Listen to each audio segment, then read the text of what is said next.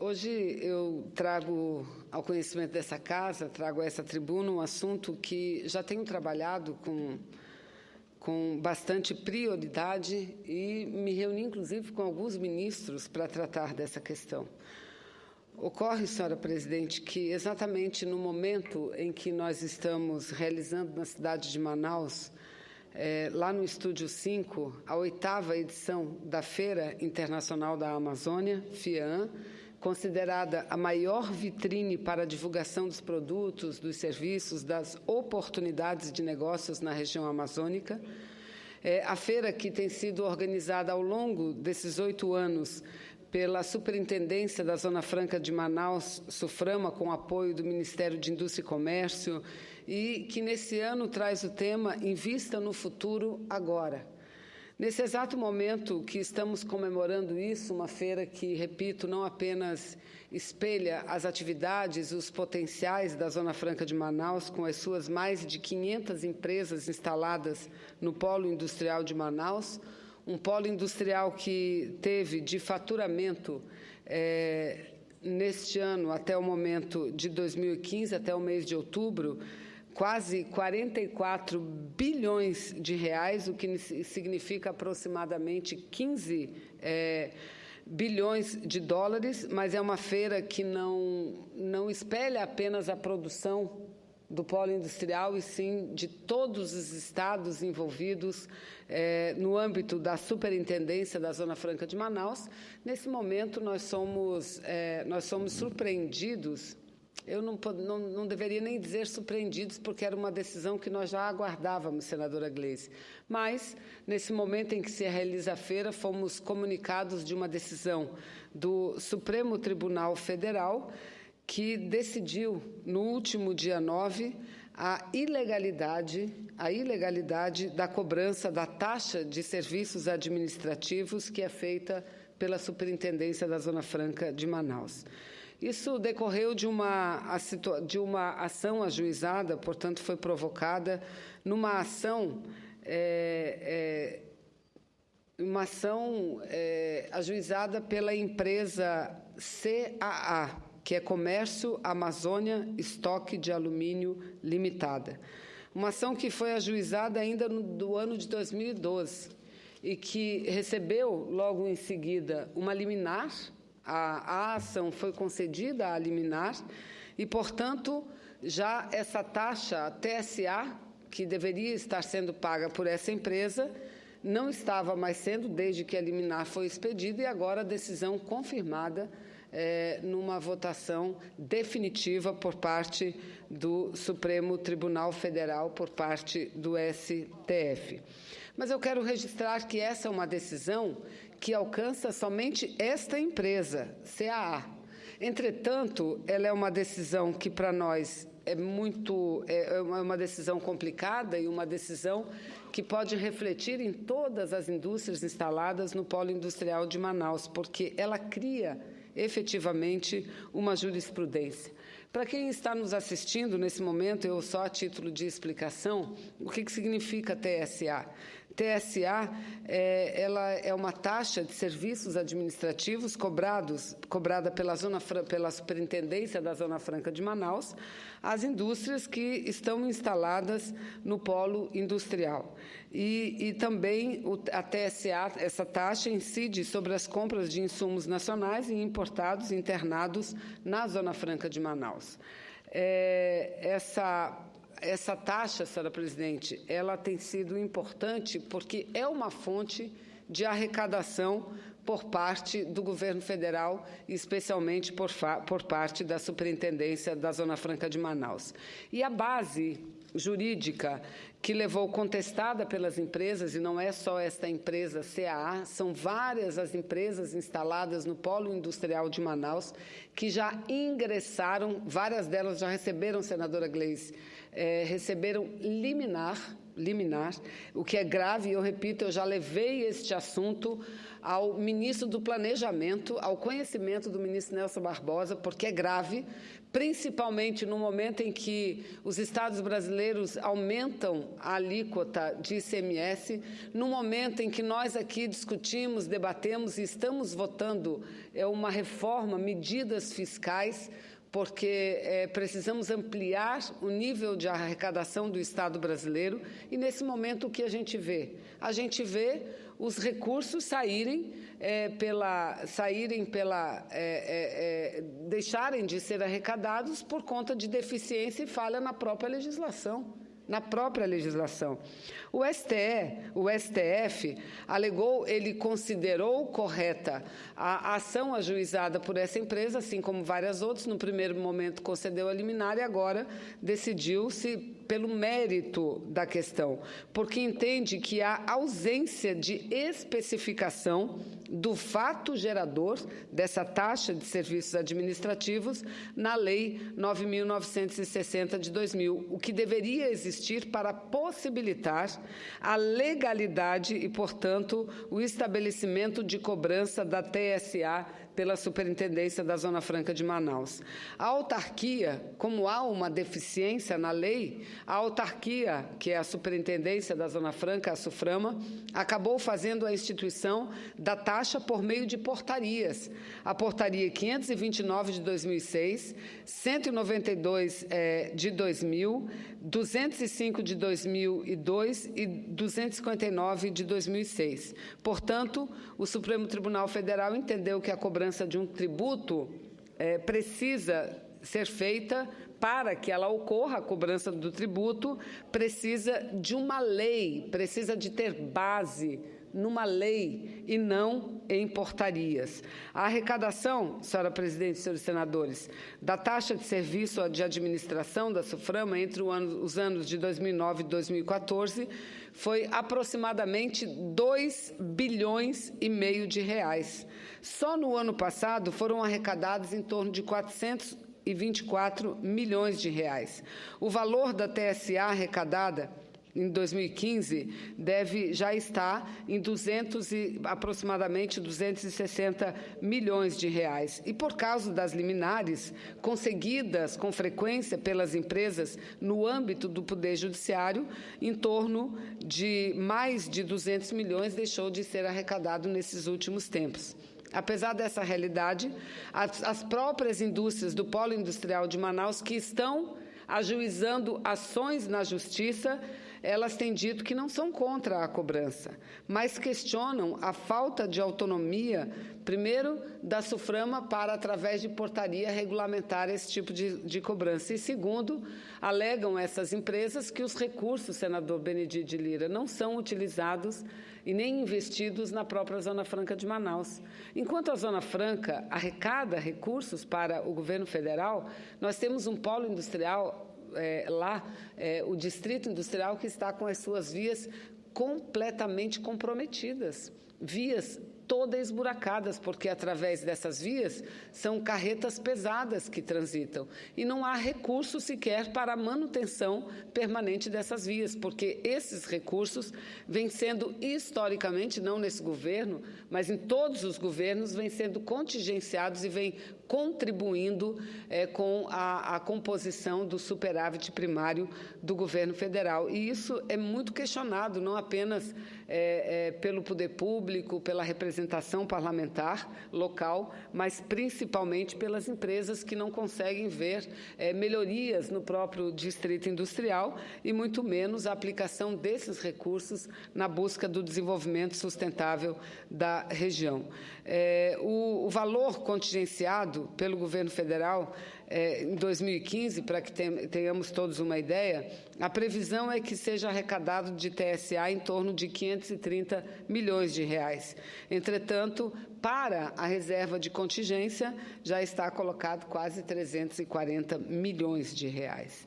Então, senhora presidente, eu quero dizer registrar que, desde 2014, quando me deparei com um problema, apresentei um projeto de lei, e estou aqui com a cópia do projeto de lei, que se encontra ainda na Comissão de Constituição e Justiça.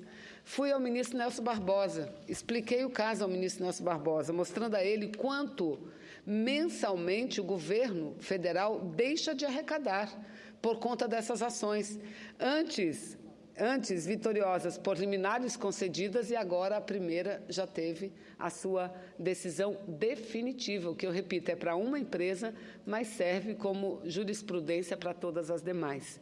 Então, essa é uma taxa que não tem base legal estabelecida na lei, e eu apresentei o projeto de lei em 2014, que recebeu o número de 418. Projeto de lei que estabelece modificações na Lei 9.960 e especificando a que serviços está relacionada essa taxa de administração da SUFRAMA. E disse ao ministro, está aqui, ministro, entregue nas suas mãos para que o senhor, junto com a equipe técnica do Ministério, veja o que tem que modificar, ou mesmo se entender que deva editar uma medida provisória ou incluir em alguma medida provisória que trata de tributação, ou enviar um outro projeto em regime de urgência, não há problema nenhum.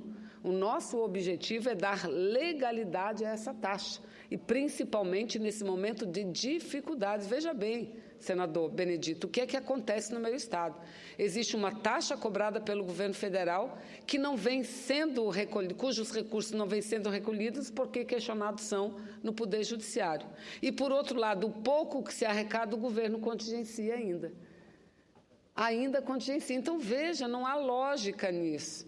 Poderíamos perfeitamente modificar a lei, dar a legalidade que essa taxa precisa, garantir a autonomia da aplicação desses recursos na União, porque esses recursos sendo aplicados pela União na região, senadora Gleice, é uma pressão que deixa de acontecer. Porque, se não forem esses recursos, terão que ser outros recursos que saem dos próprios cofres do Orçamento Geral da União. Porque no passado foram 100 e poucos milhões liberados para a recuperação das vias do Parque Industrial de Manaus, liberados pelo governo federal. Então, teríamos uma dor de cabeça, o governo teria uma dor de cabeça a menos, porque teria uma fonte segura e garantida de arrecadação de serviços. Então, eu faço aqui, através desse meu pronunciamento, chamo a atenção do ministro Nelson Barbosa, deverei falar com o ministro novamente semana que vem sobre o assunto, de que é urgente a votação dessa matéria pelo Parlamento brasileiro para que a gente possa dar a garantia da continuidade da cobrança dessa taxa, portanto, desses recursos junto às empresas do Polo Industrial de Manaus. Mas, senhora presidente, para concluir, quero aqui, não vou conseguir ler todo, mas uma parte de um pronunciamento que faço a respeito do movimento das mulheres brasileiras negras. Pela primeira vez, presidente Gleisi, nós temos no Brasil, nós assistimos uma grandiosíssima reunião, manifestação de mulheres negras que, no dia de ontem, realizaram uma bela marcha contra o racismo e contra a violência. Com palavras de ordem, pedindo mais direitos para as negras brasileiras, elas ocuparam ontem a esplanada dos ministérios. Cerca de 20 mil mulheres vindas de todos os estados do Brasil, clamando pelo fim da violência contra a mulher, pela eliminação da exploração e pelo bem viver. Segundo a organização da marcha, todos os estados estavam representados nas caravanas, na união pela abolição do racismo, do machismo e da desigualdade social e econômica que prejudicam as vidas e rebaixam a autoestima coletiva e a sobrevivência das mulheres negras no Brasil. Estiveram presentes na marcha diversos representantes de movimentos sociais, além da ministra das Mulheres, Igualdade Racial e Direitos Humanos, ministra Nilma Lino Gomes, da subsecretária-geral da ONU e diretora executiva da ONU Mulheres, Punzili Mlango Nhaka, não sei se assim se lê, e da consulesa da França, Alexandra Louras, e diversas senadoras e deputadas, e Vossa Excelência lá esteve também. Não se pode aceitar que mulheres negras sejam associadas aos piores personagens da sociedade brasileira. Todas precisam e têm o direito de ser respeitadas pelo que são e pelo que querem ser. A marcha foi uma das coisas mais lindas vistas em Brasília nos últimos tempos e é uma prova de como enfrentar as adversidades e dificuldades com alegria e urbanidade. Senador Benedito, depois de que a deputada Benedita chegou ao plenário do Congresso Nacional e fez aquele relato da violência sofrida pelas mulheres, eu imediatamente me dirigi até a marcha. E peguei a marcha já voltando para o Nilson Nelson, para o estádio Nilson Nelson, já estavam voltando. E, senador Benedito, eu chorei, porque fiquei admirada de ver como aquela parcela mais sofrida, não só das mulheres, mas da sociedade brasileira. E está aí o mapa da violência divulgado semana passada. São as negras as que mais apanham, as que mais sofrem violência, as que morrem. Os negros também, mas as negras principalmente. Ontem, elas tinham acabado de ser agredidas aqui na frente, não puderam realizar o ato que estava programado para cá, saíram daqui com medo de um confronto ainda maior e estavam alegres, cantando, levantando as suas palavras de ordem. E aquilo me tocou profundamente. Então, eu quero fazer essa singela homenagem a elas todas e dizer que foi um exemplo de como enfrentar as adversidades num clima pacífico e num clima de muita alegria, muita animação e, principalmente, fé no futuro. Fé no futuro. Eu concedo a parte a Vossa Excelência, senador. Eu tenho ouvido, assistido frequentemente o segmento das mulheres aqui nas duas casas do Congresso,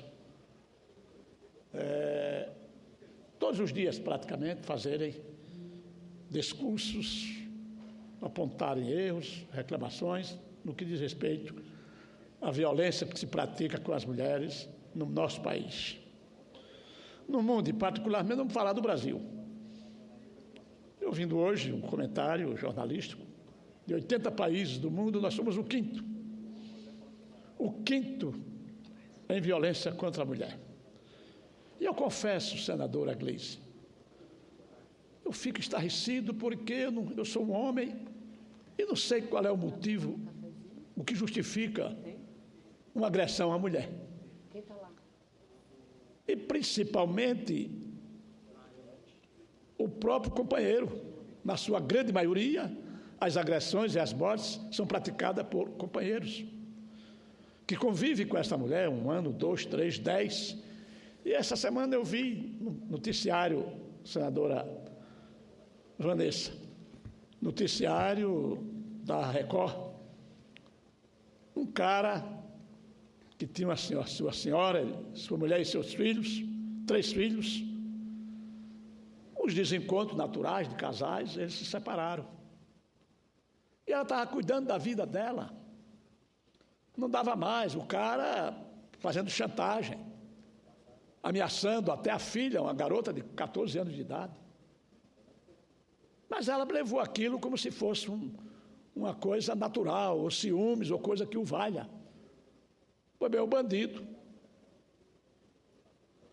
se enroscou dentro das mediações onde ela morava. Quando ela chega ou vai saindo para o trabalho, ou vai chegando ao seu trabalho, o cara corre, joga gasolina em cima dela e toca fogo. Quer dizer, um cara desse, sinceramente, senadora Gleisi, o sujeito às vezes se exacerba nas suas afirmações. Mas um cara desse não podia comer a bolacha do governo. É um bandido de maior periculosidade, porque ele praticou um ato de violência brutal contra a mãe dos filhos. Então, o que a gente precisa, que o Brasil precisa, que as autoridades constituídas do Brasil precisam, é encontrar um caminho para acabar com isso, porque não é possível isso. Não é possível, porque, por mais violenta que seja a mulher, ela não afronta a ninguém. A mulher é uma conselheira, é uma mãe de família, é uma dona de casa, é uma pessoa que eu reputo da maior competência, porque além dela trabalhar hoje para ajudar no orçamento familiar, ela cuida dos filhos, cuida do marido, e ela não cansa. Mas ainda existe, infelizmente, esse tipo de comportamento contra as mulheres. Nós teremos que nos debruçar em cima desse tema, não apenas com discurso, mas com ações dentro do Congresso Nacional para coibir isso. Coibir, mas coibir mesmo, não é apenas, não, o cara chega, não, foi um desencontrozinho quando a mulher matou a mulher. Ele vai dizer, a maioria deles estão dizendo até que ela foi quem o agrediu. Quer dizer, é uma coisa absurda. Eu queria me solidarizar com o pronunciamento de Vossa Excelência e eu ouvi muito atentamente o desabafo, a manifestação da deputada Benedita da Silva, como é que elas foram tratadas. Então, eu queria cumprimentá-la, que a senhora é uma das ativistas aqui no que diz respeito à defesa da mulher, como todas as mulheres que vivem aqui no Parlamento, defendem intransigentemente a sua pessoa, porque defender a mulher está defendendo a si própria. E nós, homens, teremos que formar uma fileira para também defendê-las e ampará-las. Então, aceite os meus cumprimentos, senadora. Muito obrigado. Eu é que acolho a parte de Vossa Excelência, senador Benedito de Lira, e tenho certeza que são posturas dos homens, como a sua, neste momento, que nos ajudarão muito no avanço efetivo dessa luta contra a violência sofrida pela mulher. Acho, senadora Gleisi e senador Benedito, que nós avançamos muito no Brasil. Temos a Lei Maria da Penha, que tem 8 anos já de existência e tem sido um instrumento efetivo, entretanto, ainda insuficiente. Precisamos trabalhar mais para que a Lei Maria da Penha seja mais real no dia a dia e na vida das pessoas. Temos, senador Benedito, muito orgulho de dizer que aprovamos ano passado, com apoio de Vossa Excelência, todos os senadores, a lei que estabelece o feminicídio, porque uma mulher que não fez nada, ela está sendo agredida, violentada, morta por um único fato, por ser mulher, e porque o homem a vê como ser inferior, como um ser submisso. Então, é a luta pela igualdade de direitos entre homens e mulheres que nos ajudará muito no combate à violência. Eu tenho dito, senador Benedito, que nós temos 2 mapas, que são distintos, mas, ao mesmo tempo, falam uma mesma linguagem. E 2 mapas que estão correlacionados. Um é o da violência, que coloca o Brasil no topo, e o outro é do empoderamento das mulheres, que coloca o Brasil lá embaixo. E isso tem tudo a ver, porque se a mulher não está empoderada, se a mulher não é reconhecida e nem respeitada, é isso que faz com que tantos homens, infelizmente, vejam a mulher como um ser de sua propriedade e não como um ser humano igual a ele, que merece total respeito. Então, muito obrigada, senadora Gleisi. Fica aqui minha saudação às mulheres negras pelo grande movimento do dia de ontem. Muito obrigada.